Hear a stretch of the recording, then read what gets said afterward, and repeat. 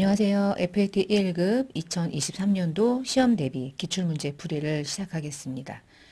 자, 첫 번째 시간이고요. 56회 FAT 1급 기출문제를 이제 같이 풀이를 해볼 건데, 한 가지 주의사항은 여러분이 시험 보는 연도는 23년이고요. 23년도가 단기라는 전제로 시험 문제를 실제로는 보겠지만, 기출문제는 전년도 시험 문제를 여러분이 시험 대비 목적으로 풀어가면서 시험이 어떤 식으로 나오는지에 대한 걸 여러분이 이 기출을 통해서 연습하기 때문에 지금부터 풀어보는 모든 기출문제는 22년도를 단기라는 전제로 문제를 푸셔야 된다는 거. 그러니까 입력을 할 때 다 2022년도라고 생각하셔야 돼. 그리고 22년도 기준으로 보면 유동으로 분류되는 것들은 2023년이 되겠죠.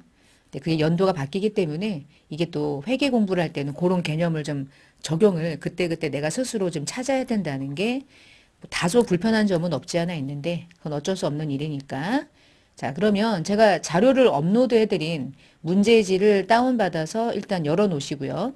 그리고 백데이터 실기 응용 프로그램 56회 데이터를 더블 클릭하셔서 그 안에 있는 응용 프로그램을 설치하겠습니다. 어렵지 않죠? 자, 프로그램 중에 더전 프로그램은 열어놓으면 안 돼요. 요건 열지 마시고요. 그냥 얘만 실행하는 거예요. 설치를 하시면 되겠죠. 이렇게 해서 중간에 이렇게 중간에 메시지가 뜨면 그때그때 적용하는 걸로 해놓으시고 확인하고 이제 56회 문제를 열리면 들어갈 때 이제 감독관 확인 번호를 입력하는데요. 제가 앞부분 맨 첫 번째 장에다가 감독관 확인 번호 FS2 적어드린 걸 그대로 넣어주세요.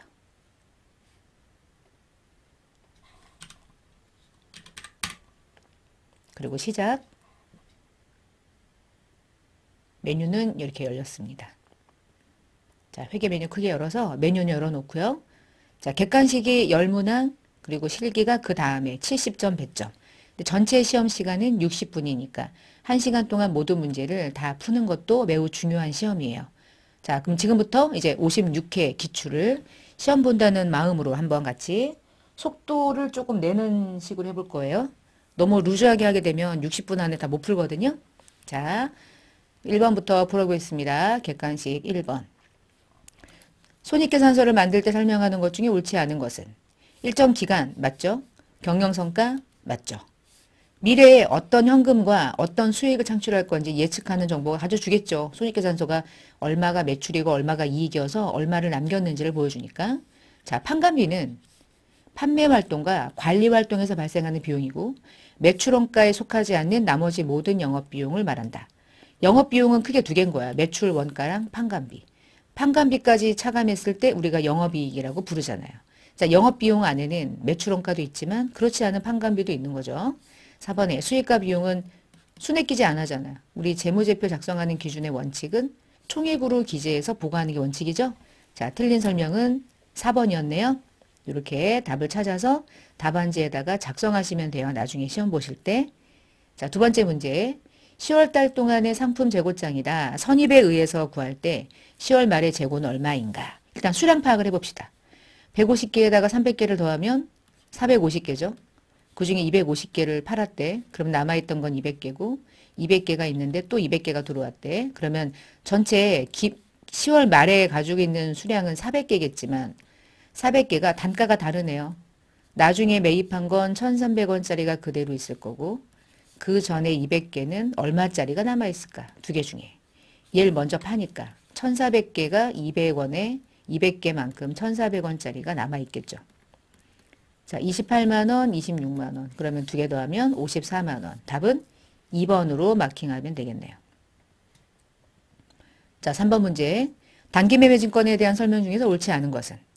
단기 매매증권은 단기간에 팔 목적이어야 되고 시장성이 있어야 되는데 무관하다는 아닌데 있어야 되는데 틀린 말은 1번. 이게 시험이다. 그럼 1번 찍고 보지 마야죠. 시간 없으니까. 근데 연습이니까 취득할 때 들어가는 비용은 단기 비용으로 처리하는데 무슨 비용으로 구분해요 정확하게? 영업의 비용인 계정 과목은 수수료 비용인데 코드가 영업의 비용인 900번대 코드가 되는 거죠. 단기 매매증권은 기말에 공정가치로 평가하고 그때 당기손익인 영업외 손익계정으로 분류하죠. 자, 이 중에 틀린 설명은 1번이 틀렸었네요. 4번 문제. 재무상태표에 대한 설명 중에서 옳지 않은 것을 찾으세요. 지금 약식으로 되어 있는 재무상태표 중에 1번에 유동자산이 75만 원인지 보래. 유동자산은 당좌 자산인 얘와 재고자산인 상품까지를 더한 게 유동이죠. 그럼 115만 원이지 않나? 75만 원이래. 옳지 않은 걸 물어봤어. 답은 1번. 나머진 맞겠지. 왜 맞는지 잠깐 볼까요? 투자 자산은 투자 부동산밖에 없죠? 10만 원 맞고. 비유동 부채는 120이래. 얘는 비유동 부채 아니죠? 얘하고 얘가 비유동이죠? 120 맞죠? 자본은 자본금도 자본이고 이익잉여금도 자본이니까 두 개 더한 25만 원 맞았던 거죠? 4번에 1번이 틀렸었고요. 자, 5번 문제. 가하고 나에 들어갈 게 뭐니? 매출 채권에 대한 대손은 그냥 대손상각비, 판관비. 단기대여금에 대한 대손은 기타의 대손상각비. 그럼 5번의 정답은 2번으로 마킹하시면 되겠고요. 그쵸? 자, 그 다음에 6번 문제. 기계장치랑 관련된 자료다. 22년도 6월 말에 유형자산 처분손익은 얼마입니까? 자, 21년도 기말에 최대건가는 500으로 마감했고 누계액은 200인데 22년도 6월에 230에 팔았대. 근데 6월에 팔았다는 얘기는 22년도 6개월분에 대한 감가를 누계액에 반영해야 되니까 최대건가가 500이고요. 연수가 5년이고요. 잔존가치 없대요. 그러면 연상각비는 100이죠. 근데 6개월 동안 사용한 감가상각은 12 중에 6개월만 하는 거니까 50만 원은 감가를 고려해야 된다는 얘기네. 그러면 6월까지 요 처분하기 직전까지 감가상각 누계액은 얼마라고 생각해야 돼요? 250. 그럼 분개를 해볼까? 기계장치는 결국은 원가가 죽을 때 누계액도 죽는데 지금 현재 누계액은 200이 아니라 250이겠지? 근데 돈 받고 처분하는 가액이 얼마입니까? 230이죠? 그럼 20만 원이 뭐예요? 손실 나는 거죠. 자, 유형자산 처분 손실이 20만 원 발생됩니다. 이렇게 제가 그냥 미리 그냥 분개를 해버렸어요. 바로 답을 찾아도 되는데 결국 우리는 분개도 잘 해야 되니까. 자, 7번 문제. 보험료와 관련된 문제 중에서 결산정리 분개로 찾으래. 10월 1일에 1년치 보험료가 120이니까 한 달에 10? 이때 보험료를 120 다 잡았대. 그럼 10월, 11월, 12월 3개월치는 보험료지만 그 이후에 해당하는 9개월분은 선급비용으로 대체를 해야 되잖아. 보험료 죽이고 선급비용 잡아야죠? 그러면 7번의 답은 3번으로 하면 될까요? 그렇게 하면 되겠네요. 자, 부가세에서 사업자 등록에 대한 설명 중에서 잘못된 설명을 찾아보래요. 4명을 한번 봅시다. 현직 국가지자체는 부가세법상 사업자에 해당하지 않아서 사업자 등록 의무가 없어. 이 말이 왜 틀렸냐면 국가나 지자체는 대부분 부가세 거래가 일어날 때 면세 거래를 많이 해요. 그런데 과세 거래를 하면 이들도 사업자예요. 등록 의무가 없어는 아니에요. 근데 대부분 면세 거래하기 때문에 사업자 등록 의무가 거의 대부분 없는 경우가 많을 뿐이지. 틀린 말. 틀렸어. 일시적이거나 무발적이면 등록 의무가 없다. 그치? 계속적이고 반복적이어야 돼. 얘는 맞아. 사망으로 인해 가지고 상속이 되면 그냥 정정하는 거고. 증여로 발행해 가지고 증여받으면 그건 폐업이죠. 관할세무서장은 직권 등록할 수 있다. 사업자 등록 신청 안 하고 돈 벌어먹는 사람들한테는 직권으로 너 이거 사업자 등록 왜 안 했어? 내가 한다. 이럴 수 있거든. 이 중에 틀린 설명은 그러면 1번이 틀렸죠. 그러니까 결국에 사업자는 계속적이고 반복적으로 영리 목적이랑 관계없이 돈 벌어먹어야지 사업자인 거야. 자, 9번. 부가가치세에서 공급 시기를 말하는 것 중에 옳지 않은 것. 현금으로 팔았다. 인도되는데. 외상으로 팔았다. 외상으로 팔면 돈 받을 때 과세합니까? 인도할 때 과세하지 않나? 틀렸네. 장기할부는 대가의 각 부분을 받기로 하는데. 근데 만약에 단기할부 그러면 그때도 인도하는데. 외국으로 물건을 보내면 선적하는 날. 당연히 외상으로 팔았는데 누가 현금 받았을 때 과세해요. 물건 공급했을 때 과세하겠죠. 답은 2번이 틀렸고요. 자, 마지막 객관식 문제는 열문항 나옵니다. 10번. 공제받을 수 있는 매입세액을 구하래요. 다 세금 계산서를 받았대요.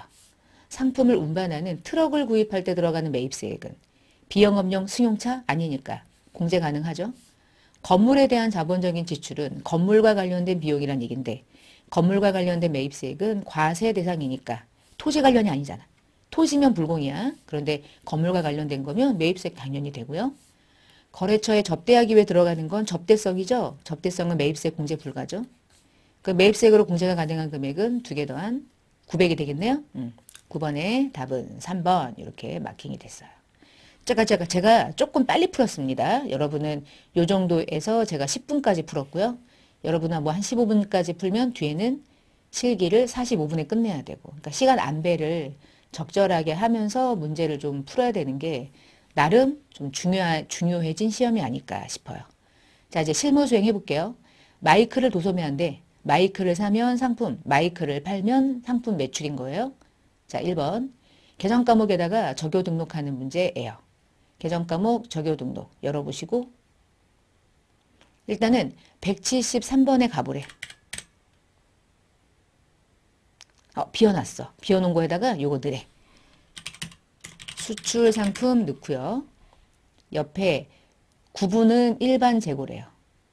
그리고 여러분 쭉 가다 보니까 표준 코드 있잖아요. 여기 표준 코드. 여기 표준 코드에다가 045 상품으로 넣으래. 상품. 이거 상품으로 넣으래. 그리고 현금 적요 2개를 등록하래요.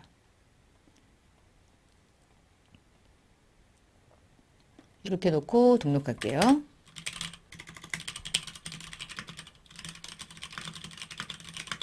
2개 넣고 또 하나 더 넣으래. 2번에다가 됐어요. 2개 넣었어요. 그럼 나중에 뒤에서 뭔가 물어보겠죠. 얘랑 관련된 어떤 문제를 만들어서 일단 수행해 놓고요. 2번째 손익계산서를 조회해서 잘못된 거 찾으래요. 얼른 가요. 열고요. 손익계산서의 메뉴를 열어서 비교하면서 혹시 틀린 금액이 있으면 수정하면서 가는 거죠. 자, 매출이 566인데 5601이에요. 아, 매출부터 틀렸어. 수정. 매출원가는 320이야. 맞아. 그럼 됐어. 이제부터 판관비부터 쭉 틀린 게 있는 것 같아요. 자, 판관비를 이렇게 열어놓고 급여부터 봅시다. 급여 8,230, 복리후생비 10100, 350, 520, 280, 230, 590, 184, 854. 854만원 밑에 경상연구개발비가 입력이 누락된대요. 마지막 칸에 갖다 놓으시고 추가하시면 됩니다. 경상연구개발비. 얼마냐? 490. 그 다음 포장비 80, 소모품비 480, 이자수익 320, 이자비용 480, 법인세가 500인데 50으로 들어가 있네. 자, 해놓고 당기순이익이 맞는지 확인. 100420, 100420 맞아. 네, 끝. 됐어요. 자, 넘어갑니다. 이렇게 속도 안 내면은 60분 안에 풀기가 어려워서 그래요. 그 다음에 2번째. 이제 징빙에 의해서 전표를 입력하는 건데, 치킨집이고요. 전체 금액은 56,600원이고요. 카드 결제했고요. 오른쪽 보니까 본사 영업부에 있는 이용빈 부장이 매출 거래처하고 간식을 먹었대요. 아, 잠깐만. 여기서 요거 안 했네. 전기분 잉여금 처분계산서에 들어가서 요거 처분일자를 입력하라고 써있네. 왜 넣지? 일단 넣어요. 2022년도 0223. 늘에서 넣었어요. 됐습니다. 이거를 못 봤어요. 자, 내려가서. 그럼 거래처 직원들하고 밥 먹었으니까 이거 접대비잖아요. 그쵸? 근데 아래 보니까 거래 자료를 입력하는 거긴 맞는데 우리가 시험 볼 때 적요는 입력하라고 하면 넣는 거거든. 요때 넣는 거야. 적요를 01번에다가 이렇게 하나 선택해가지고 넣으래. 이게 무슨 말인지 봐야겠다. 전표를 열어볼게요. 자, 2월 17일자 전표를 열어주시고 차변에 접대비를 잡아주시고 여기 살 때 접대비 여기 있잖아. 접대비 여기다가 접대비 적요를 1번으로 걸어주라고 그랬어. 1번 여기다가 체크. 그리고 대변에 지금 카드 결제했잖아. 그럼 대변에 미지급금이겠지 뭐. 그리고 카드사는 지금 현재 보니까 어디 카드예요? 국민카드? 이렇게 해서 접대비가 카드로 결제가 된 것을 회계처리에 반영. 넘어가서 이제 2번째. 건강보험료는요. 딱 문제 보잖아. 건강보험료는 항상 회사가 반, 회사가 반, 근로자가 반. 3월 10일에 12만 8천 원 중에는 50%는 근로자들에게 급여 줄 때 원천 징수한 거고 나머지는 회사가 부담하는 거니까 복리후생비 처리하고. 근로자가 부담한 거는 다 뭘로 처리해 놓겠어요. 예수금 처리한 거 오늘 내는 거죠.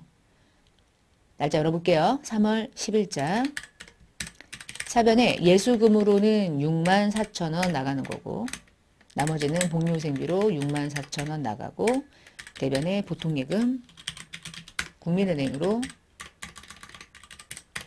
128,000원. 결국은 분계가 안 되면 그 다음은 나갈 수가 없어. 근로자들에게 급여 줄 때 원천 징수했던 건 예수금 걸려 있는 거니까 그거 내고 나머지 회사가 부담해 주는 거니까 오늘 비용 처리하고 대변에 보통예금 국민은행 걸고 이런 식이에요. 다음 페이지. 신한은행 보통예금이고 원금 이자 상환했대. 단기차입금에 대한 원금은 1,700이고 이자는 34만 원인데 오늘 갚았대요. 이자 비용은 원천 징수 이런 건 안 한대. 오늘 날짜 4월 27일자 가봅시다. 4월 27일. 어려워요? 그럼 쉬운 거부터. 보통예금 신한은행 나간 거부터 걸어요. 돈이 왜 나갔죠? 잠깐만 1,700 왜 나갔지? 빌린 돈 갚은 거잖아. 단기차입금이라고 알려줬죠. 단기차입금. 거래하는 은행은 대한은행 차입금. 그게 원금은 1,700이고 나머지는 이자 나가는 거잖아. 차입금은 1,700, 이자는 34만 원. 그게 토탈 보통예금 신한은행으로 결제해서 이체지급. 이렇게 거래처가 잘못 들어가면 뭐 큰일 나는 거 아시니까 거래처 잘 넣으시면서. 자, 네 번째 봅니다. 약속어음에 대한 배서양도인데요. 대한전자가 발행했고 K마이크가 들고 있었던 K마이크는 나야. 근데 이 어음이 5월 25일에 대한전자한테 상품 팔고 받았던 어음을 정성무역의 외상매입금을 갚기 위해서 양도했대. 그러면 이런 붕괴가 일어나는 거네. 외상매입금은 갚았고 받아두었던 받으러움을 던진 거지. 이때 외상매입금은 거래처가 누구란 얘기예요? 정성무역이란 얘기고 받으러움의 거래처는 대한전자란 얘기죠? 금액은 550. 자, 그럼 요것도 붕괴하고 그리고 관련된 전표 입력하면서 배서양도 했으니까 어음 관련 F3 관리도 하고. 자, 볼게요. 오늘 날짜는 양도한 날짜가 5월 25일이고요. 차변에 외상매입금은 정성무역의 외상대금을 받아두었던 어음 중에서 대한전자한테 받았던 어음 550짜리를 던졌다. 자, 받으러 어음은 왜 갔니? 대변에 왜 왔니? F3. 배서했다. 3번. 무슨 어음을 F2 누르면 뜨겠죠? 자, 이 어음 맞죠? 선택. 여기서 주의사항이 뭐냐면 대한전자가 발행했던 어음을 누구에게 줬지? 여기 지급거래처. 지금 누구에게 줬어? 정성무역에게 주었죠. 자, 여기 지급거래처까지는 입력을 잘 해주셔야 나중에 어떤 문제를 풀더라도 어음 조회가 잘 될 수 있을 거예요. 배서양도 했습니다. 지금. 자, 통장사본에 대한 거래 입력이고요. 아래 보면은 카드 이용대금 명세서가 있는데 지금 우리 카드가 77만 원을 사용한 게 있나 봐. 근데 오늘은 결국 이거 뭐 하는 거냐면 그게 보통예금 하나은행에서 돈이 나갔어. 카드 결제가 된 거야. 오늘 돈 나갔대. 카드 결제 되었음. 오늘은 6월 17일. 여러분 카드 결제가 되면 일단 대변에 돈 나간 게 보통예금 하나은행이죠. 왜 나갔죠? 카드 결제는요. 카드 결제할 때마다 뭘로 걸어놨을까? 특별한 경우가 아니고는 미지급금 걸어놓지 않았을까? 그치? 미지급금 우리 카드 걸어놓은 거 한 방에 이체 결제 등록해 놓은 결제 계좌에서 빠져나가겠죠? 이렇게 미지급금으로 걸려 있겠지. 미지급금이 아닌 다른 계정 과목은 사용하기가 쉽지 않죠. 외상매입일 리는 거의 없으니까. 자, 지금까지 하신 게 일반 전표에 입력하는 문제였고요. 자, 지금부터는 부가가치세랑 관련된 문제입니다. 과세매출 자료를 전자세금 계산서로 발행하는 문제. 지금 여기 나와 있는 거 거래 명세서죠. K마이크가 행복유통에게 블루투스 마이크를 파는 거야. 그리고 돈은 42만 원은 먼저 받은 게 있고 나머지는 오늘 보통예금 통장에 들어왔대. 자, 우리는 매입매출전표에 입력하고 전자세금 계산서 발급 전송하는 거예요. 자, 먼저 7월 21일자에 매입매출전표를 들어가 볼게요.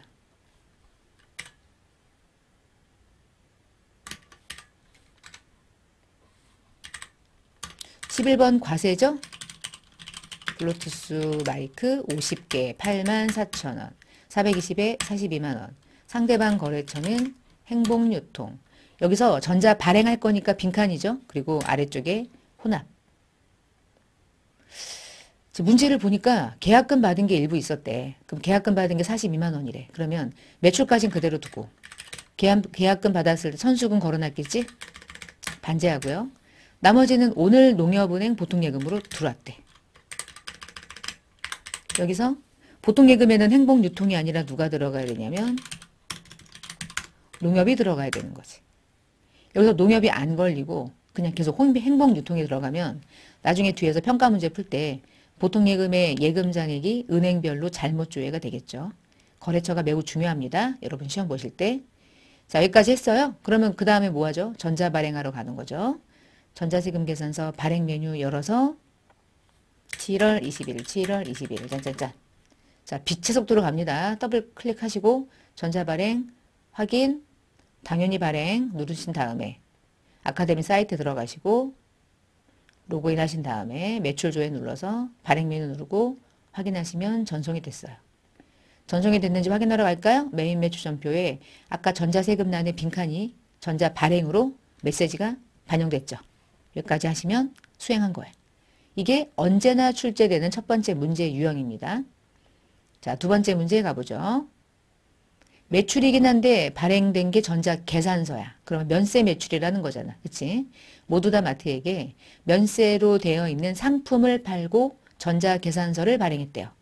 메인 매출 넣고요. 전자는 전자 입력으로 걸으래요. 직접 발행하지는 않는다는 얘기죠. 자, 그러면 8월 24일자. 매출이긴 한데 계산서가 발행된 매출일 때 거는 게 뭐였죠? 면세 매출이었죠? 13번. 내가 뭐 그냥 상품 쓰면 되겠네요. 100개 11,000원에서 110만 원인데 세액이 없어. 거래처는 모두 다 마트. 전자 입력 찍고 분계는 뭐랄까? 지금 결제가 어떻게 됐어? 결제가 지금 보니까 전부 다 외상으로 걸려있네요. 그 외상 걸어도 괜찮겠네? 외상 매출금이 걸리면 되고 매출 맞고 부가세는 없고 면세 매출 거래. 자, 이렇게 해서 계산서 매출 걸어봤고요. 3번 이건 매입이래요. 매입이라고 알려줬죠?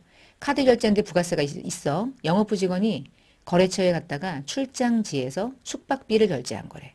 출장 갔을 때 사용한 비용은 거래처랑 밥 먹은 걸 제외하고는 다 뭐예요? 여비교통비죠? 자, 9월 15일자. 매입이에요. 신용카드 매출 전표를 받았어요. 부가세가 있어요. 매입세액 당연히 공제가 되죠. 숙박비니까. 그러면 57번 카과. 카드사는 삼성카드 선택. 품목은 뭐 숙박 정도 쓸까? 지금 금액이 얼마죠? 99,000원. 99,000원 넣으면 90,000원과 9,000원 자동으로 분리될 거고 네, 상대방은 다도해 호텔. 전자는 아니고 여기서 결제가 카드일 때는 카드 걸면 좋더라. 카드 걸면 일단은 미지급금을 원하는 대로 걸리고 카드가 어떤 카드였는지 방금 전에 등록한 카드를 끌어다가 걸어줘. 이게 중요하거든. 중요한 건 상품이 아닌 거잖아. 상품 말고 뭐래요? 여비교통비면 미지급금이 걸렸던 게 맞는 거죠. 이래저래 카드를 걸면 상품이 아니고는 카드 결제가 됐을 때 미지급금이 걸리니까 그게 여러분이 이제 시험 보고 메뉴를 활용할 때는 조금 더 유용할 수 있어요. 실제로는 카드 결제한 숙박비 됐습니다. 네 번째, 수정이라는 말이 나오면 예전의 거래를 다시 수정하는 거니까 대부분 취소될 때, 매출이 취소가 될 때, K마이크가 발행했는데 지금 보니까 금액이 마이너스죠. 마이너스는 반품한다는 얘기잖아. 10월 17일에 팔았던 게 반품이 돼가지고 수정 전자 세금 계산서를 내가 발행했대. 세금 계산서를 발행했는데 부가세가 10%야. 금액만 마이너스인 거지. 그럼 이럴 때 거는 유형도 11번 과세라고 말씀을 드렸죠. 똑같은데요. 품목이 이제 취소가 되는 것 뿐인 거예요. 그러니까 수량이 마이너스인 거지. 금액은 10만 원짜리. 그러니까 마이너스 20에 부가세가 마이너스 2만 원. 그럼 이게 10%냐 아니냐 물어보면 10% 맞잖아. 세금 계산서를 발행하는 것도 맞잖아.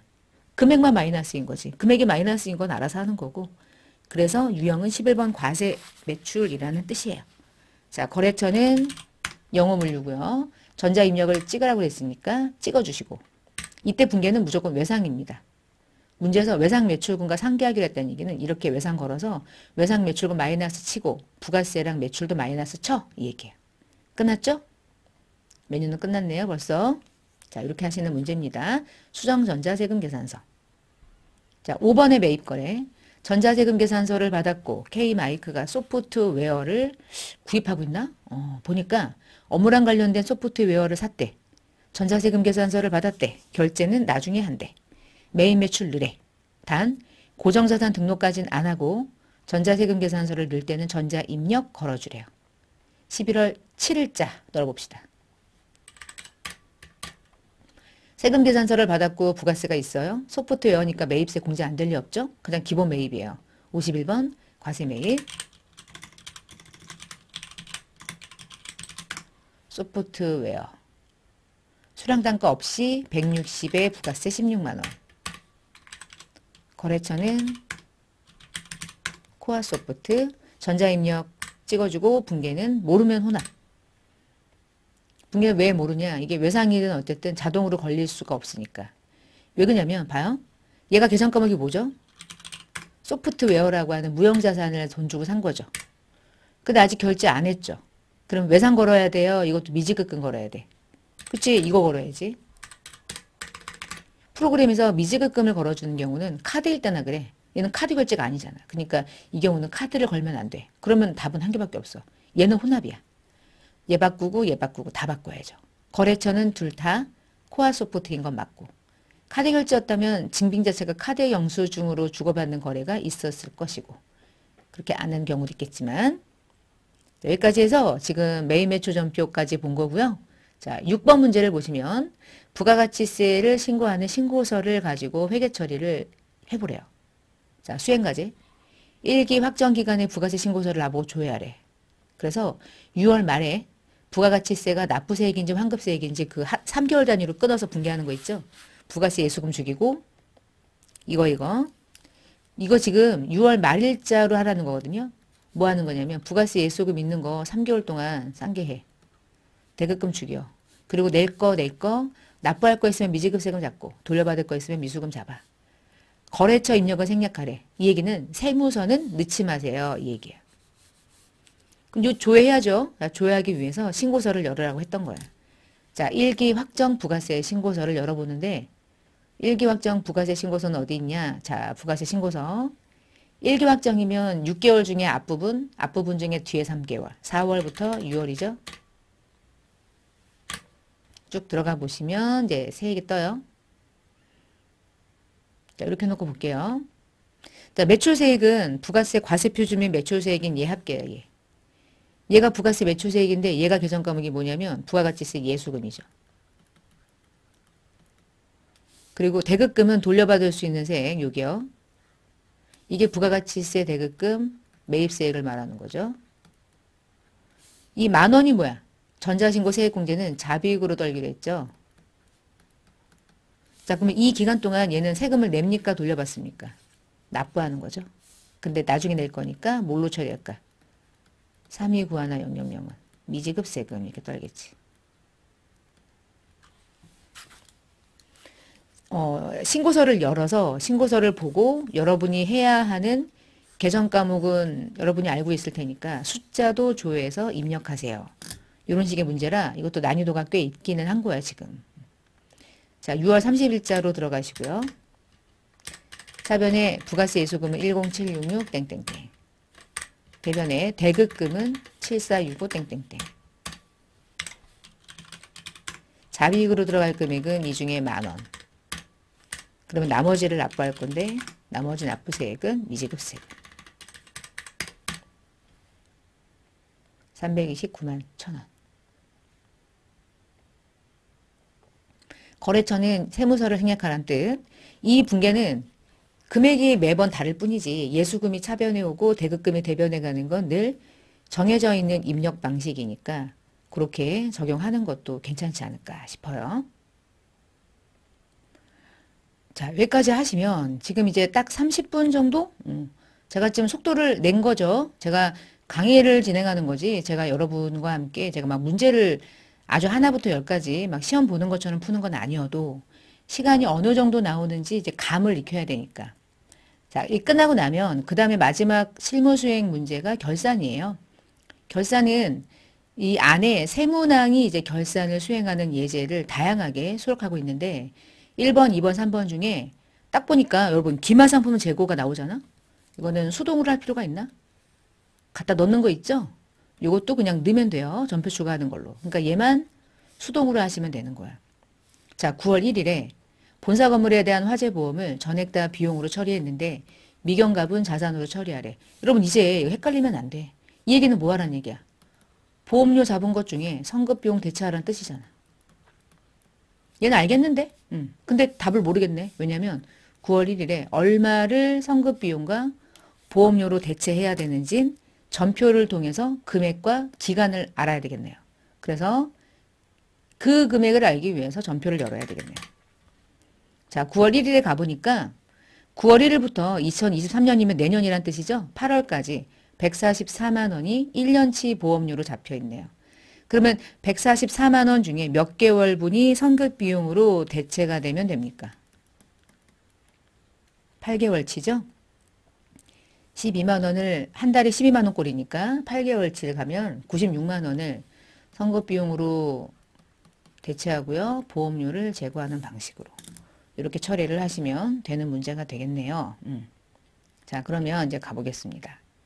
12월 31일자에 선급비용으로 96만원 인식하고요. 대변에 보험료에서 96만원 제거해요. 나머지는 선급비용으로 대체를 한 거죠. 내가 직접. 근데 기말상품 재고는 이렇게 직접 할 필요가 없어. 결산에 메뉴가 있어. 여기 가는 거죠. 결산자료 입력. 확인. 자, 여기서 기말상품 재고액란에다가 2,300을 집어넣어주면 매출 원가를 자동으로 구해서 분계를 해주는데 그 분계해주세요 라고 하는 메뉴가 요거죠. 전표 추가. 자, 255가 이렇게 전표 추가를 하고 일반 전표를 열면 매출 원가랑 상품이 반제되면서 매출 원가 비용으로 대체되는 분계를 자동으로 만들어주니까 이건 자동 결산을 우리가 수행한 거야. 지금 이렇게. 그 다음에 3번 이익잉여금 처분과 관련해서 연도 만들어서 확정하는 문제. 이 아래 보이시죠? 손익 열고 잉여금 열고 재무상태표를 연다. 단 잉여금 처분계산서를 조회할 때 저장된 데이터가 있다면 아니오를 한다. 그리고 전표 추가를 한다. 그리고 손익대체 분계를 수행한다. 해볼게요. 어떻게 하냐? 먼저 손익을 연다. 엔터 치면 12월까지가 조회돼요. 쭉 내려가서 당기순이익이 577. 두 번째 577 당기순이익을 잉여금 처분계산서에 아니요 해서 577에 넘어왔는지 보시고 여기다가 연도를 처분 예정일을 이제 기재하시면 되겠습니다. 단기 거에 대한 처분 예정일은 2023년도 0223. 정기 거에 대한 처분 예정일은 2022년도 0223. 하시고 뭐 하셔야 돼? 전표 추가 하셔야 돼. 전표 추가. 됐어요. 재무상태표는 안 열어도 돼요. 어차피 다 만들어지니까. 여기까지가 우리가 실무 수행을 해야 되는 걸 순차적으로 한번 쭉 돌려본 거예요. 자, 그러면 지금부터 이제 수행할 부분은 이제부터 문제를 푸는 거죠. 내가 입력한 정보를 토대로 조회해서 답을 찾는 거야. 평가 문제 한 문제 하나씩 보시면서. 자, 10번까지는 객관식이었죠? 그러면 그 다음에는 이제 객관식과 주관식으로 구성이 되어 있는 평가 문제를 풀어볼게요.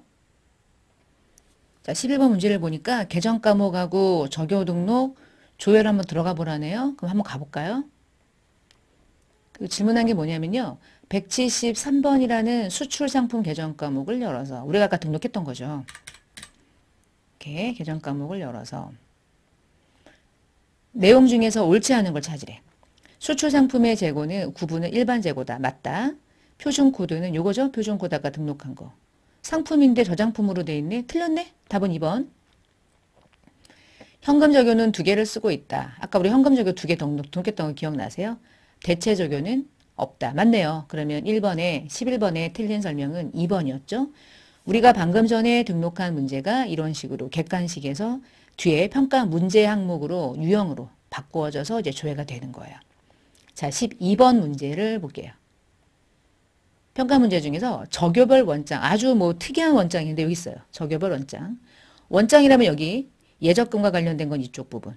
적요별 원장에서 2월에 발생한, 그럼 2월부터 2월 전체 기간 중에 813번의 계정 과목을 조회해서 적용 코드가 몇 번이었는지 보래. 아까 우리가 접대비 지급하는 56,600원짜리 회계 처리할 때 적용 코드 넣었던 거 기억나? 몇 번 넣었죠? 얘 넣었죠? 코드 두 자리 느려져 지금. 얘 넣으라는 거야. 자, 근데 봐봐. 이 문제를 이제 푸실 때 이게 이제 기출 문제가 어느 정도 이제 수행이 되잖아. 그럼 이렇게 한다. 문제를 먼저 봐. 학생들이. 문제를 먼저 보고 이게 뭐야? 아, 2월에 발생한 접대비 적용 코드? 그러면 앞으로 문제가 가는 거지.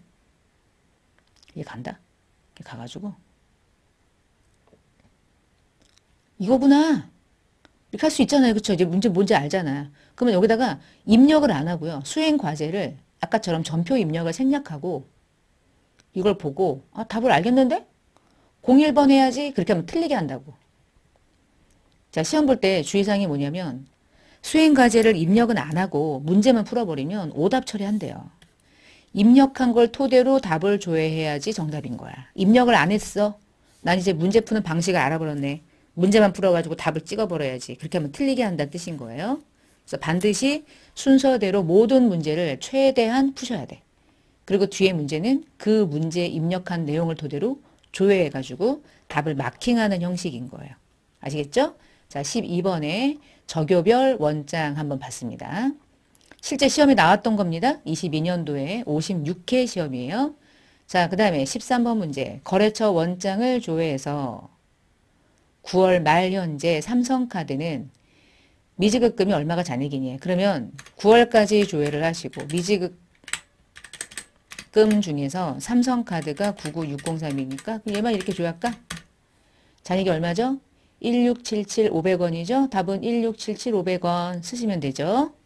여러분이 쓰는 거는 이제 하시고 저는 답만 찾아볼게요. 14번 거래처 원장에서 11월 말 현재 미지급금은 이 거래처별로 잔액이 옳지 않은 걸 찾으래. 그러면 모든 거래처를 다 조회해야 되니까 처음부터 끝까지 모두 조회하시고요. 코아소프트부터 봅시다. 코아소프트 176만원 맞고 국민카드 56,600원 맞고 우리카드 없는데 우리카드 잔액 없는데요. 95만 5천원으로 적혀있는 얘 틀린 거죠? 답은 3번. 요 우리카드 95만 5천원 기억나세요?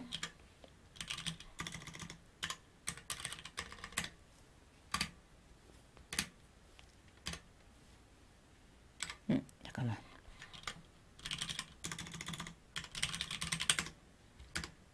여기요.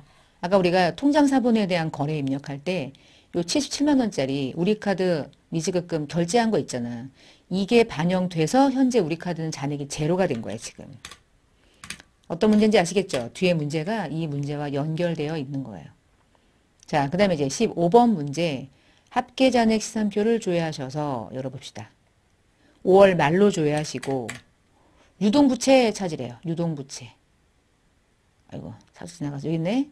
유동부채는 잔액을 물어봤죠? 요거죠. 이하나사 784 240원. W 이렇게 찾아보시고 16번 합계잔액 시산표 중에서 이번에는 6월 말 잔액 6월까지 조회하신 다음에 미지급세금. 미지급세금이 얼마니? 자, 오른쪽 마우스 찾기. 안 보이니까. 자, 미지급세금 찾아보니까 얼마입니까? 329만 1,000원 나오죠? 자, 17번 합계잔액 시산표를 8월 말까지 조회해서 외상매출금 잔액을 물어봤네요. 외상매출금 잔액 얼마입니까? 140-051-000 됐네요.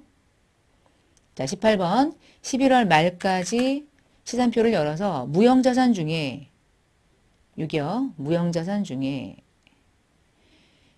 잔액이 무형자산이라고 해봤자 기껏 해봤자 두 개인데 무형자산 중에서 잔액이 큰 계정 과목 누가 잔액이 큽니까? 얘가 크네요. 큰 계정 과목은 코드 번호가 뭐니?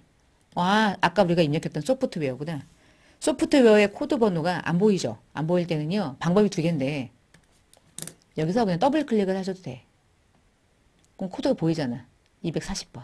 이렇게 해도 되고요. 여기다 놓고요. 기능 도움에서 계정 과목에 코드 보기를 누르면 앞에 코드 번호가 보여. 답이 몇 번인지 아시겠죠? 240 코드 번호를 입력하는 거니까. 코드 번호는 그냥 세 자리잖아요. 그러니까 세 자리 입력 이렇게 하시면 되겠어요.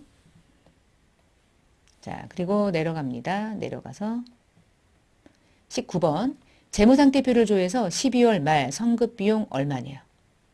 재무상태표를 열어서 12월까지 조회하시고 성급비용이 바로 보이는데, 그치? 492만원? 답 492만원 됐네요. 자, 그 다음에 20번이요. 이익잉여금 중에서 미처분 또는 2월 이익잉여금이 얼마냐. 요거죠, 요거. 691754, 691754. 20번 답은 3번 마킹. 자, 이제 21번으로 갑니다. 손익계산서를 열어서 당해년도 판관비가 전년도 대비 비교했을 때 틀린 말 찾으래. 내용 중에 옳지 않은 것. 자, 손익계산서를 띄우고요. 12월까지 일단 띄워놓고요. 자, 복리후생비부터 하나씩 봅시다. 자, 전년도에는 복리후생비가 1,010만 원이었는데요. 이번 연도에는 1,736만 6,200원으로 증가됐어. 그 증가된 폭이 중요한 거니까 10100 땡땡땡에서 17366 200원을 빼보니까 726만 6,200원인데? 여러분 이 금액에서 이렇게 증가된 폭이 720만 2천원이 아니라 726만 2,200원인데요. 옳지 않은 걸 물어봤어요? 답은 1번. 나머지는 여러분이 비교해보세요. 맞을 거야. 시험 보는데 얘가 확실하게 아니야. 그러면 멈춤. 시간이 없잖아. 그쵸? 아마 맞을 거예요. 요거는 답이 1번이고요. 22번 손익계산서를 열어서 영업의 비용 찾으래요. 영업의 비용 여기 있네요. 답은 10001 000 10001 000 숫자가 특이하네.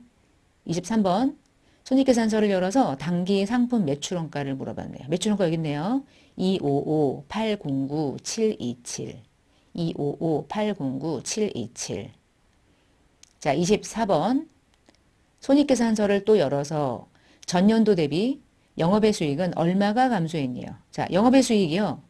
전년도에는 영업의 수익이 320이었는데요. 이번 연도 영업의 수익은 10,000원이 됐네. 그럼 얼마 감소한 거야? 319만 원 감소했네.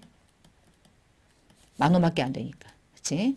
이 영업의, 여기 있는 영업의 수익 중에 얘가 뭐지? 아까 우리가 했던 그 전자신고세액공제 10,000원이잖아. 이게 분개가 안 되면 얘는 빵으로 줘야 될 수 있겠다. 그러면 이 문제에서는 이 정답을 풀기는 어렵겠네. 그치? 앞에 입력한 걸 그대로 조회해서 내가 조회한 답을 가지고 정답 주관식으로 답을 작성하는 거라서 좀 까다로울 수도 있겠다 싶기도 해요. 종종. 자, 25번이요. 부가세 신고서를 줘야 해요.